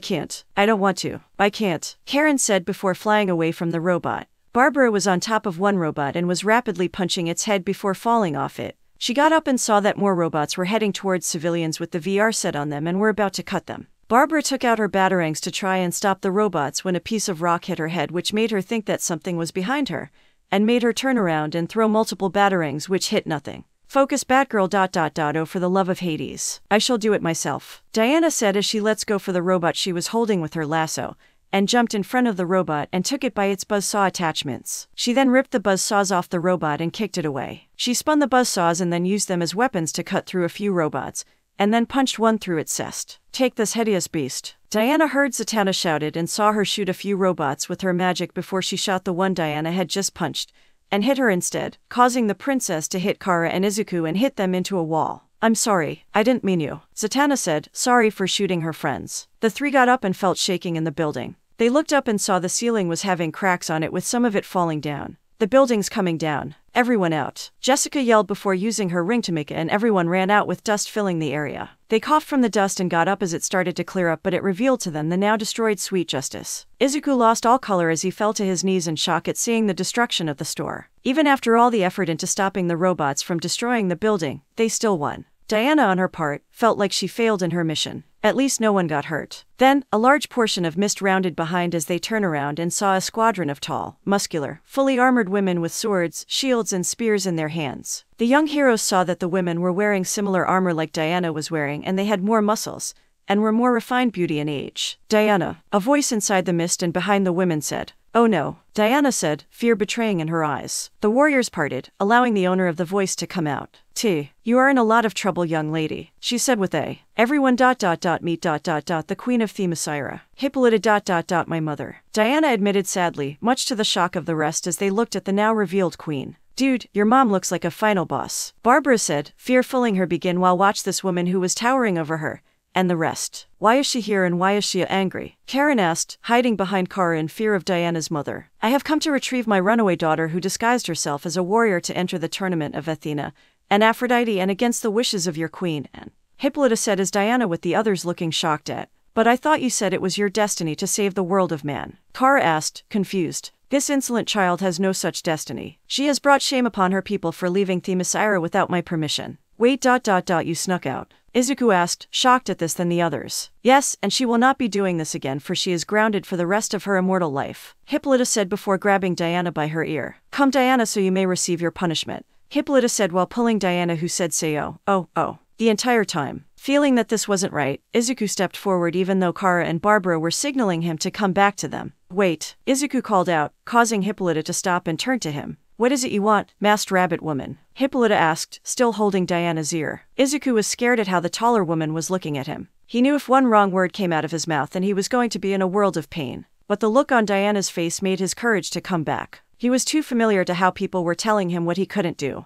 First off, Izuku said as he took off his mask and respirator, showing his face to them. I am a man. And secondly, didn't Diana pass the trails of Athena and Aphrodite? The revelation of Izuku's true gender shocked the queen and the other Amazonians, but his question stuck out to the queen. Yes, she did pass them without no trick nor cheat, but she still entered the tournament against my wishes for her not to. Hippolyta said. But doesn't that tell you that she was meant to be here? She passed them and survived. Izuku said, standing his ground much to the surprise of the Amazonians. Yes, she disobeyed you, but she does have the right to make her own decisions, even if you disagree with them. But she is still too young, for she is only 317 years old. Hippolyta yelled. Her voice was faltering from the logic Izuku's words had. That's 300 more years than most teenagers when they start to make their own choices, but the part of life. We have to learn from them to grow into better versions of ourselves. You may not think she's destined for something, but I know if she stays, she could make a big difference, Izuku said before he turns to Diana. Insert music. Kimi wa hiro ni Naruboku no Hero Academia Ost. Someone once told me that I have something in common with most of the great heroes had in the past. Then my body reacted and moved to save someone before I could think. I risked my life to save another one, and Hat Person told me that I can be a hero. Diana told me that I have what's needed to a hero too, and not just to me, Izuku said as he turned back to his friends, but to them as well. She told Kara that she could be one of the greatest hero the world of man has ever seen. She told to Karen that she has more strength than she even realizes. Cher told Jessica that her belief towards non-violence was admirable. She told Zatanna that she could use her gifts for a great cause, a cause of justice, and she told Barbara that even though she was not more focused than the rest, her mind was one of the sharpest she's even seen, Izuku said before he faced Hippolyta again. So yes, she may be a bit naive on most things, but again, most of us are. That's life. We learn from those decisions we make. We learn to be better. I may save the day, but I feel that she could save the world someday, and I'll be there to help her. She's not just a girl or a princess. She's a Wonder Woman. Izuku finished with a bright smile, which was bringing a smile on Diana's face, as well a few tears. Behind him, Barbara, Karen, Zatanna and Jessica had tears in their eyes, while Kara was trying to keep a straight face, which was failing as a tear was in her eye as well. That was appealing, Jessica whispered while wiping her tears away. Yeah, Barbara agreed. Feeling empowered by Izuku's words, Diana steadied her footing before she straightens her posture and faced her mother. Mother, he is right. I am old enough to make my own decisions, and I have proven myself to remain here. If you cannot accept that, then it is unfortunate, Diana said firmly, finally standing up to her mother, which earned her a gasp from her. Queen Hippolyta couldn't believe that her daughter had actually. She turned to Izuku and had a snarl on her face with rage filling her eyes. End music. You did this. I should have known would turn my daughter against her mother and people, Hippolyta yelled while pointing to Izuku. Wait. Can we talk about this? Izuku asked, fear for an angry mother who could kill him if she wanted to. Wait, mother. You can trust Izuku. He is a true hero and I fully trust him, Diana said, which caused the other Amazonians to gasp. This has never happened before. And why should I do so? He is just a mere man, Hippolyta said while pointing to Izuku. Izuku felt a bit insulted by what the queen said, but he stayed quiet, fearing that she'd kill him if he said anything to offend her. Because he is Zeus's chosen champion, defender of man and the innocent, Diana shouted out, nearly giving Izuku a heart attack. Hippolyta looked at Izuku from his head to his toes, and so were the rest of the Amazonians until the girls went in front of them. This continued to happen until Hippolyta and the Amazonians began to laugh. This of course everyone else off of a moment before the Amazonians began to calm down. Oh, by the gods. I have not laughed like that in many moons. Do you really accept me to believe that the small man who wears a rabbit mask is Zeus's champion? Hippolyta asked after getting her breath back. Mother, if you could just let Izuku show you what he's capable of, your fears and skepticism shall fade away, Diana said. Hippolyta was going to say something, but an explosion went off at the pier. Everyone went there and saw a large number of the same demolition robots from before, with a large robot in the front of them. What is that? Karen asked. That's a Lex crop destruction robot suit. Luthor is using it and the robots to wreck things up, just like at Sweet Justice, Barbara said. But why would he do this? Izuku asked. This was not making sense to him as he put on his mask and got ready to fight. Yeah, isn't he like a billionaire or something? Kara asked. Diana, why do you waste time on this useless babbling? A true Amazon warrior wastes no time and strikes their opponent before her with no fear. Amazons, attack! Hippolyta yelled as the Amazonians charged and begun attacking the robots. They had an easy time with the robots as they swatted them over the pier and into the sea, or smashing them into pieces. The large robot pulled out a cannon from its arm and shot out a large of goo at the Amazonians, and trapped them in it, including Queen Hippolyta. Mother, you foul fiend. Reveal your face if you are a real man and not a coward, Diana said, drawing her sword and shield out. Come on out, Lex. We know you're in there, so show us what you got. Kara said, Lex, I am not Lex. A voice said as the robot put its hands on its hips and a window opened on the chest of the suit and showed nothing but the CCK pit was shown. I'm ... Oh, hold on. The voice said as a hand shot up and hit a button which made the chair rise and revealed a young girl with blonde hair and a ponytail, and peridot eyes. She wore a school wear which consisted of a white polo shirt with a purple vest and a school logo, badge, a plaid skirt, long socks, and black Mary Jane shoes, but the young heroes could only see the top half of her. Like I was saying, I'm Lena Luthor, and all this was all my plan, better than my dork of a brother. He could never think of something this good. The voice now knew as Lena Luthor said. There was silence on the air as Kara said the one thing that was on the minds of the rest. What? Oh, do I have to spell it out to you? Lena yelled to the teens. Yeah, you kind of do. Batgirl replied. Tusk figures, you teenagers think you're so smart and great with your let's stay up late, or let's go for a drive in our cars. But you're so dumb, you couldn't even pick up on obvious of evil plots, even when it's literally in front of your face. So first, I reprogrammed my brother's worthless VR googles to make you teens get stuck to them. Then I hacked the demolition robots that the city hired my dopey brother to make and make them wreck all the cool, dope place you all hang out at. When those are gone, you lame teenagers have nowhere else to go hang out with your friends and you'll be forced to use the VR sets and be trapped in them, forever. And with you out of the way, children will rule Metropolis. NWA ha ha ha ha. Lena said, finishing explaining her plan and started laughing at how brilliant her plan was to her. This ... plan didn't have a massive impact on the young heroes nor the seasoned Amazon's warriors. That's the dumbest plan I've ever heard.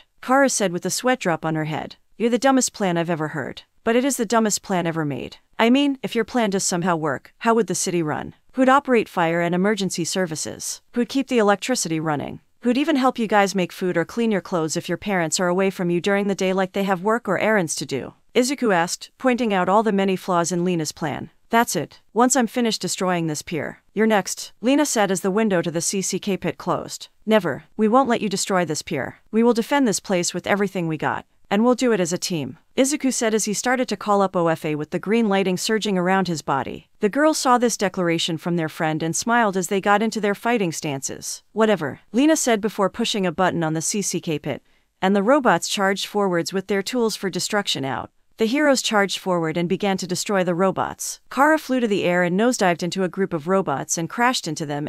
Yellow batarangs impaled into a robot and caused a spark and stopped before Barbara came and kicked it away before she jumped onto another one. Lena shot a blast towards the heroes, but the heroes avoided it and the blast hit the roller coaster and caused it to bull. She saw Izuku was right above them with his green lighting going wild over him as he was in front of the metal debris. Full cowling, shoot style, smash. Izuku yelled mentally as he kicked the debris away from the Amazonians. That moment didn't stop towards the mecha suit. Lena saw this and swatted the bot away, but that opened an opportunity for Diana to charge forward to her. Satana followed where Karen was pointing to and gasps as she saw robots cutting the metal support beams to a ride and causing more robots destroy another ride in front of her. This isn't working. Jessica groaned in discomfort to how heavy the ride was. Izuku. Eventually, more robots begun to destroy the games and rides on the pier with the heroes continuing to fight them. Bart begun thinking on the situation. We are totally losing you guys. And every teenager in Metropolis is going to pay the price. We take out the general. Diana said, who now was beginning to realize something. Lena, Jessia said. Right, take out her power source, she can't control the robots. Izuku said. But how? Satana asked as Barbara started to tell what brand the amp was. She flew to it and picked it up.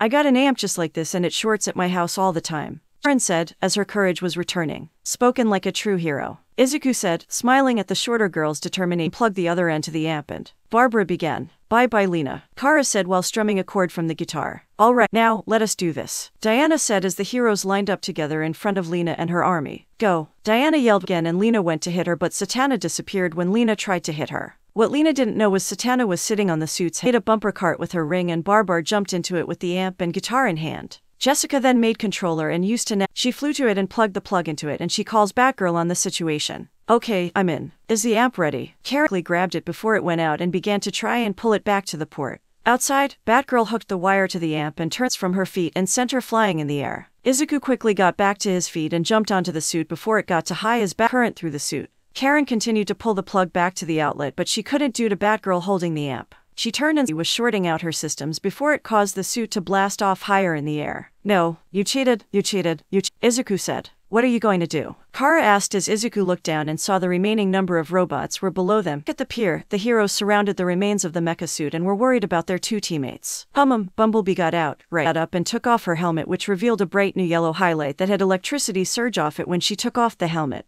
Did check on him. Are you alright, Izuku? Diana asked as she picked Izuku up. Why yeah, legs broken for she tried to hide her face. Me too, what's your secret? Z complimented. Courage. Diana couldn't help but be a bit corny. Eyes. Do not worry, my daughter, I am alright. But I am relieved that you are alright. Hippolyta said, feeling proud of her daughter. Hippolyta looked on with a stern expression. Izuku Midoriya. Izuku quickly replied, fearing that the Queen of was going to do so. She is my everything. Hippolyta said as Izuku looked at her. I will, your majesty. Izuku said. Thank you.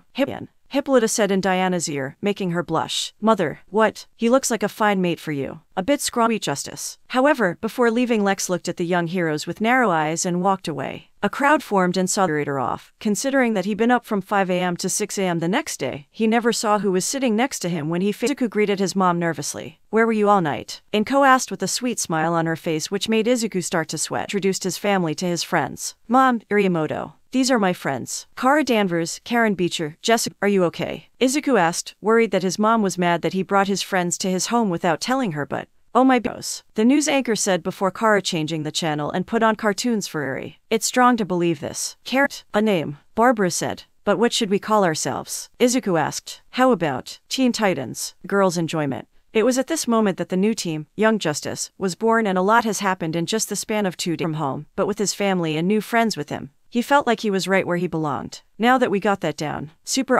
we now find ourselves in the bedroom of Kara Danvers aka Supergirl, who was in her bed trying to get some sleep after relief at that, but Kara, one of your friends is here. Mr. Danvers called from downstairs, which caused her to sit up straight.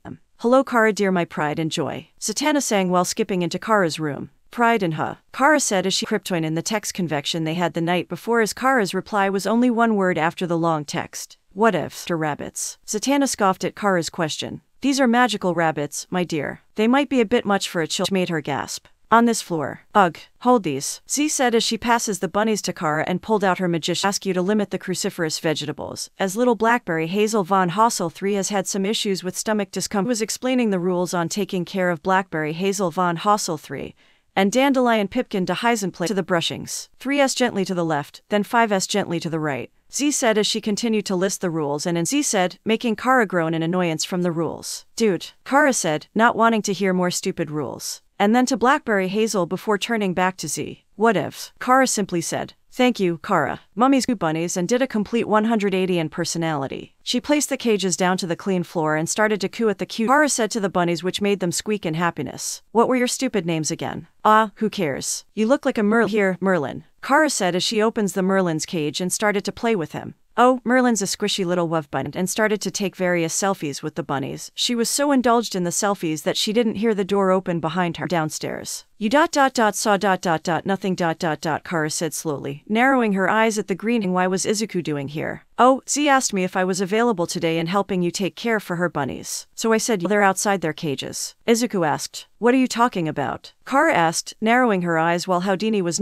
I mean, they're too close together. They're Zatanna's pets and they're magic, aren't they? Who knows what would happen if they touched each other? I didn't take you for a pop culture classic fanboy. Kara said as she wipes the tears from her eyes. I'm sorry if I'm cautious. Kara looked and saw that the bunnies were trying to reach each other but couldn't it due to being far away from each other and locked in a cage. She was about to open one when Izuku slapped her hand away. Kara, no, Izuku said, not letting her open the cages. Locked into the bunnies' cages and let the locks loose a bit. Izuku tried to fight back against the female kryptonite as best he could, but Izuku shot his hand onto her body. He grabbed something else which made Kara freeze and Izuku to feel something soft yet fire. How soft and firm Kara's breast was. Acting on primal instinct, Izuku clenched his hand and gave the blonde's his eyes. Kara got up and glared at Izuku with glowing red narrow eyes as she made her way to him. I hope you enjoyed that. Way from her. Unknown by an angry Kara and a frightened Izuku, during the scuffle and chase. The two never noticed the two bunnies yelled, trying to get a few more seconds for life. What? Kara said, not wanting to give the boy any more time at life. Happy to see more cuteness. However, right before the teen's eyes, the 5 bunnies multiplied to 15, then to 30 by the bunnies, which knocked Izuku back to his senses. He grabbed Kara by her wrist and grabbed his backpack, and the two jumped out of her hero outfit. Izuku gulped and reached into his backpack and took out his hero outfit. Izuku, now in his hero bunny tsunami, and land on the street. Halt, Kara ordered as if she was talking to a pack of dogs. The bunnies, just bridge that led to the city. They're heading to the bridge that leads to Midtown. If they get past the bridge, Izuku said as Kara started as he jumps high in the air and placed his right arm in front of him while using his left arm as a support as he had his ring finger.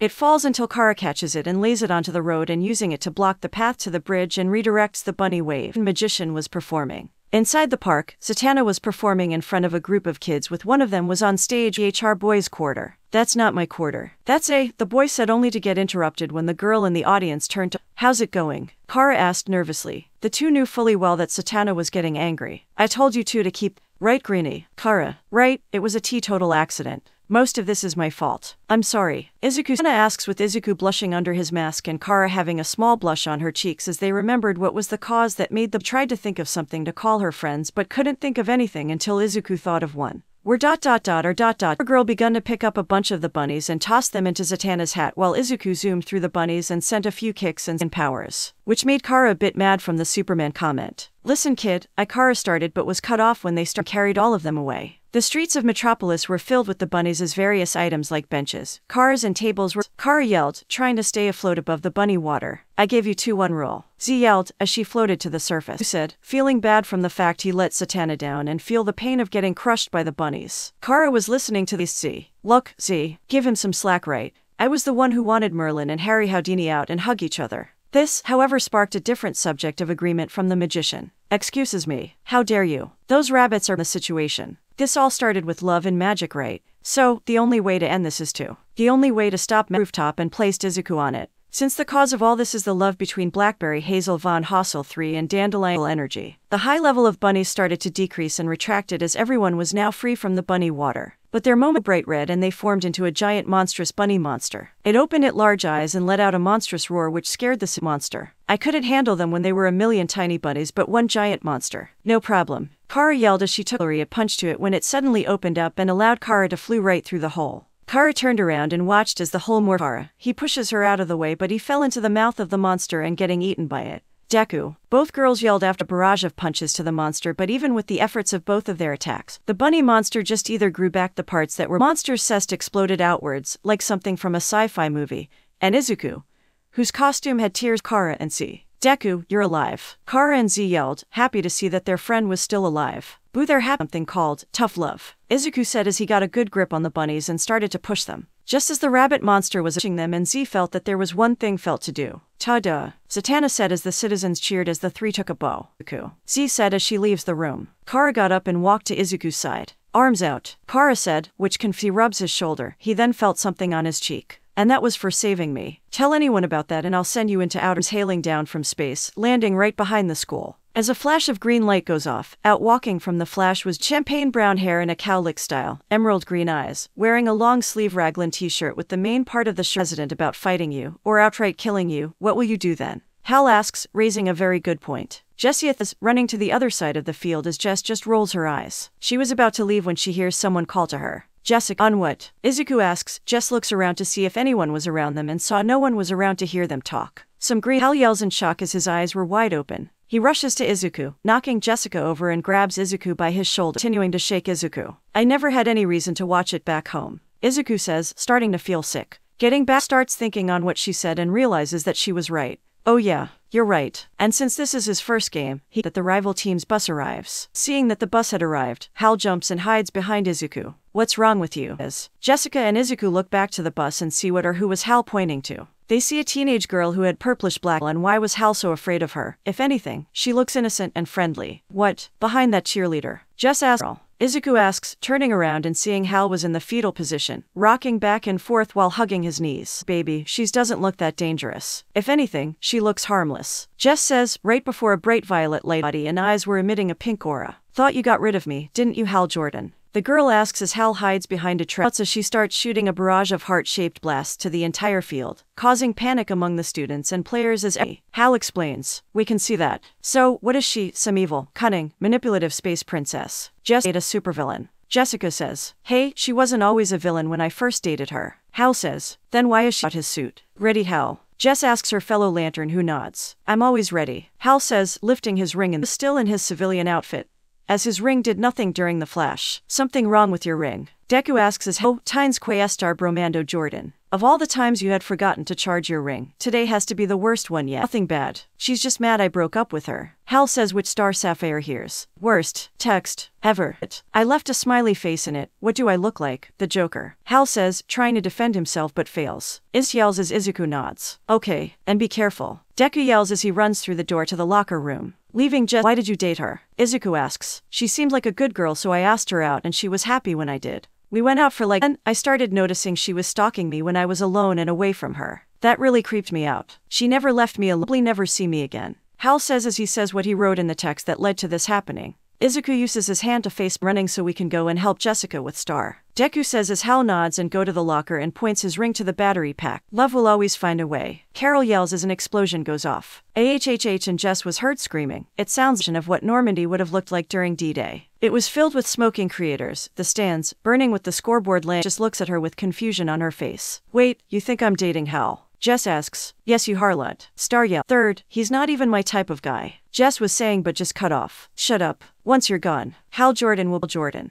I'll curse all of you. No one will deny me of my beloved Hal Jordan. Then come get me. Izuku yells. He grabs with flips and hops, but he does get hit by some of them. While he was dealing with all this, his mind couldn't let what Hal said. Why did I can make him love me again. I will make him love me again. And away from the homewrecker, Star yells as she aims another barrage. Can you please tell me what were you doing while you were dating Hal that made you love him so much? Izuku asks as he prepares himself of the hits until that awful day he moved away and left me that text. Do you see why I have to get him back? Considering that I've never had a girlfriend in my life, but thanks to a friend of mine back home, I picked up a thing or two unreal was unhealthy at its best. What you think is love is really an obsession over Hal. Look, you may have started to love at first at him whenever he was alone. Star says as she looks sheepish. And Izuku asks, thinking that wasn't enough. Star. Izuku says, making Star look at him with a raised eyebrow. Yibialdi. Star asks, confused on that. Long to her shoulder and bends down a little to be on eye level with her, making the short girl look up to his masked face. Look, friend, thinking that they were trying to steal Hal away from me. Star says as she looks back down. Izuku felt bad for her as he knew just how it felt not having friends. He then had an idea. Oh then, can I be your friend? Izuku asks as Carol looks back up at him. Really? You wanna be my friend? Carol asks in shock as Izuku nods. Yeah, I'll be happy to be your friend. Izuku says as he smiles, but it couldn't be seen due to his mask. Carol couldn't believe it. Someone actually wants to be her friend and she didn't think he was lying. Tears start to build up from her eyes as she hugs Izuku and starts crying. Thank you, Carol says while hugging him. Izuku at first was stunned by the sudden hug, but after hearing Carol's thanking him and hearing her cry, he loosens up and hugs her back while rubbing her back to soothe her. After a while, the two, feeling better, Izuku asks as Carol nods while wiping HR tears. Yes, thank you. Wait, I never got your name. Carol asks, now realizing that she never got Izuku's name. Knowing that he couldn't tell her his real name. Well, not now. He decides to tell her his hero name. Oh, I'm Deku, a hero in training from Japan who here to study and establish a hero school system. Nice to you, Izuku says as he holds his hand out to Carol. Well, I'm Star Sapphire, but you can call me Star. It's nice to meet you too, Carol says as she takes Izuku's held hand and shakes it. Now, what will you do? Izuku asks as Carol looks around. I guess I should head home, seeing that the field's trashed thanks to my, little fit, Carol says as she rubs her head. Izuku looks around and sees the state the field was in and just saw one of the goalposts falls to the ground. Yeah, that might be for the best, Izuku says with a sweat drop. The game was definitely cancelled after this. Well, I guess I see you later then, Deku. Wait, how will I contact you? Carol asks Izuku, who sheepishly chuckles and points to the city, more specifically, the Daily Bugle. Just come visit anytime you want and shoot a pink light up. I'll see it and I'll meet you up top at the Daily Bugle, Izuku says as Carol nods in understanding. She floats up and was about to leave when she turns around and faces Izuku one more time. I'll be back for Hal Jordan and try again, and if I fail then I'll give up. Bye Deku, see you later. Carol yells as she files away, over the city's horizon with the pink trail behind her. Izuku lets out a big sigh, seeing that the chaos was finally over. She's gone. Izuku turns around and sees Jessica limp her way to him. She suddenly starts to fall, but thankfully, Izuku was fast enough to catch her. Jess, are you okay? Izuku asks as he holds Jessica. Yeah, just sore. Everywhere, Jessica says with laughing a bit. Yeah, she's gone. She just needed some talking on love, and I think I may or may not have either made things better or worse. Izuku says, not sure if his plan worked or not. Well, nice work. You drove her away, Jessica says. But you did most of the work. If any, you deserve the credit since you had to hold her off without hitting her just so you buy us some time. If anything, you were the real hero today, Jessica. Izuku says as Jessica felt touched by his words. Thanks, Izuku. Jess says as she smiles at Izuku. However, she started to blush also when she felt that her body was pressing against his body, and could feel his defiant muscles. She couldn't believe how well built they felt and started to wonder why does he wear clothes that were either baggy or at a layer to see them. Ai papi que potan musculoso tines Izuku. Jessica says in her mother tongue while blushing. Thankful in this moment, Izuku couldn't understand Spanish. Huh, did you say something, Jessica? Izuku asks. Jessica snaps back to reality when she hears Izuku speak to her. And nothing important. Jessica says while trying and failing to fight her blush back. Hey, is she gone? The two turn and see Hal was running to them. Yeah, she flew away after we talked. Izuku says, stunning Hal on his words. Phew, talk to her. Hal asks, in disbelief that they got Carol away by not hitting her. Yes, he did. See Hal, told you fighting is not always the answer. Jessia says with a smug tone. Okay, so, what did you say to make her leave? Hal asks as Izuku rubs the back of his head. Well, we got her to leave but we have some things to tell you. Izuku says. Like what? Hal asks. Well the good news is that you're now safe. Izuku says. And the bad news is that she now knows where you are. Jessica says. Great. Hal says as he facepalms. And to make matters ever worse for him, his rings flashes green and he was now in his lantern outfit. Hal gets his hand off his head to see Izuku's and Jess's bewildered expressions aimed at him. He looks down and sees what he was wearing. Oh, you have got to be kidding me.